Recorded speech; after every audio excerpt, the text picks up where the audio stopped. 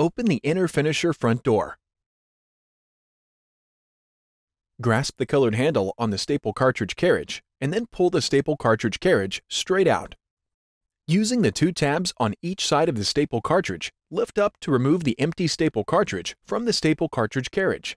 Do not discard the staple cartridge carriage. It must be reused with the new staple cartridge.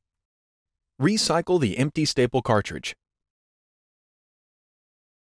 Insert the new staple cartridge into the staple cartridge carriage.